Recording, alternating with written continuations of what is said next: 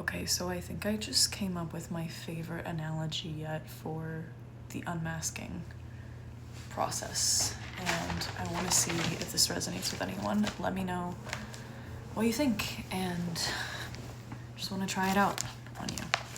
Okay, so my whole premise and idea is that unmasking neurodivergence, especially as a neurospicy baddie, is a hero's journey of epic proportions.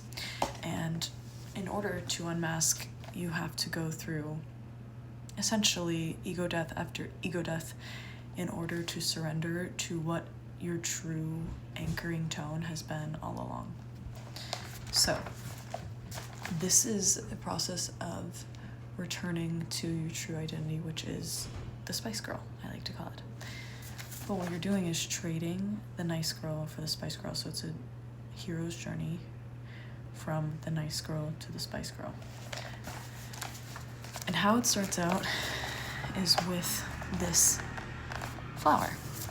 We all start out like a flower, growing in a greenhouse. So we're growing in an unnatural environment for us, right? We are natural beings, but we're growing in a greenhouse, so in a place that's not built for us. And we're taking an input and direction from artificial voices and sources, all from the third person. We're not asking inward because we have stopped trusting what's inside. We don't even know how to listen to that thing, what I would call the stem. So our stem is feeding off of, typically in our society, it's more of a performative, perfectionistic voice that's always telling us we're not doing enough, or we're doing it wrong, or we should be more this, that, whatever. So we build up our petals over time. They're growing from an inauthentic source. That's not our true voice. And we do the best we can to build up this mask, this facade, this flower self, these petals. And one by one, through our life, we have no choice but to have each of these petals challenged and knocked down by various checkpoints of sorts that bring us to breaking points, different breaking points, and needing to acknowledge that what we're doing and what source we're pulling from isn't working for us anymore, and it's not our true design, and it's actually unnatural for us. But we haven't ever had a natural source, so we don't really know the difference. It makes sense. Compassion. But some of these things that come and knock down these 5 pillars could be a narcissistic relationship. You may have had one of these or all of these things. If you're lucky, you get all of them. I, for one, have experienced all of these. So maybe a narcissistic relationship, dynamic environment, family, maybe religious environment, friendships, whatever. We all know what happens with that. Maybe it's chronic sickness, illness, mysterious symptoms that leave you not at the capacity that you once were able to perform at. So you're having to accommodate yourself in radical ways and feel like you're re-meeting yourself in a lot of ways and just very confused at your capacity. Addictions of all sorts, stress, burnout from stress, and then maybe an eating disorder. All of these come in as mechanisms that maybe you had used to try and be functioning in this society. Maybe your codependency in relationships, even with your own body, ways to mask and keep this up. But they all end up destroying.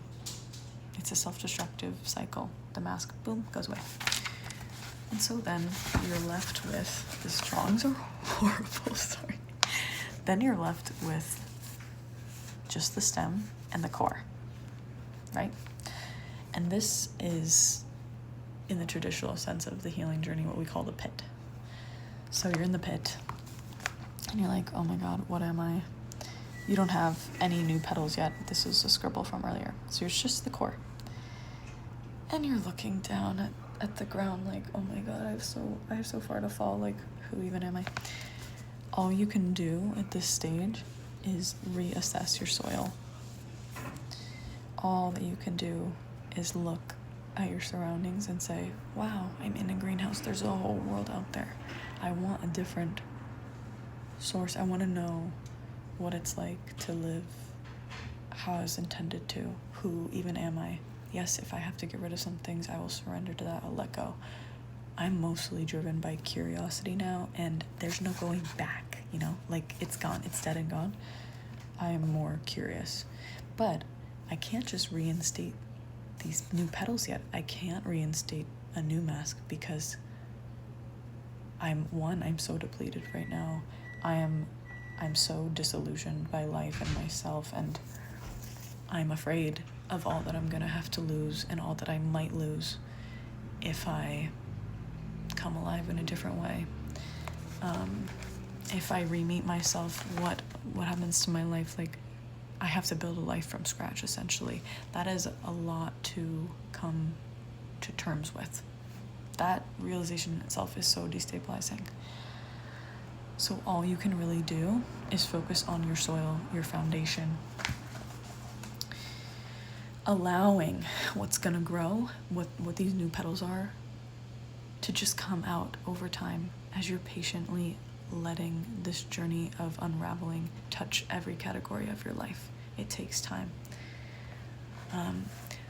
But before, when you are coming from this zone, you're led often by the question, oh, what if I'm wrong? You're always assessing, I'm wrong, because you've been taught to doubt your instincts and doubt your own self and nature, right? Because you've never been aligned with actual nature.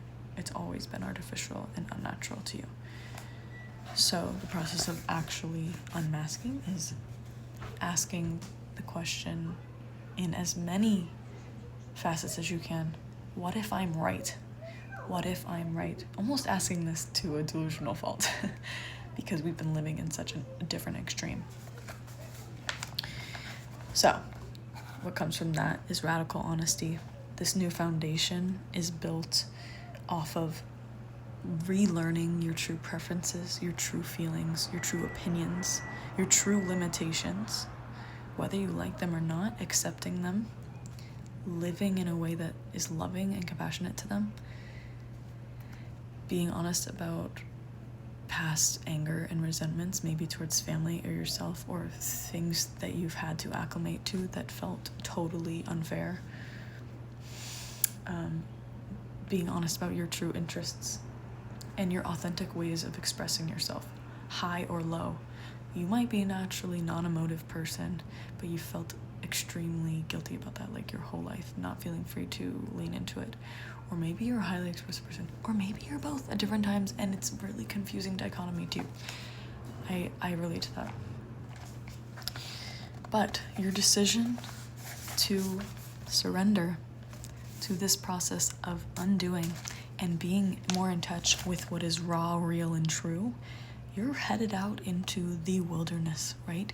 You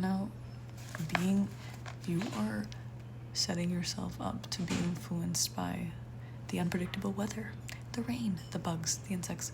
You're now feeding from the true ground, right? So you're taking in nutrients from what's real. This stem is now your guide. I like to think of this stem as like your body. So now in order to really truly thrive and survive out in the wild, in the raw life, what's true and real, you have to get to know your body again. Get to know the experience of expansion and contraction within you. And this is all honoring your sensitivity, which is something that was never allowed back here. You were sensitive to the stimulus from judgment, from the original voice that was never your voice. Now you're reclaiming sensitivity to this inner core. It's a beautiful, humbling, grieving experience. But on the other side of this is your true flavor. It's a life built off your true flavor, your spice girl, true identity. And it's amazing to see what you bloom into. Let me know if this resonates.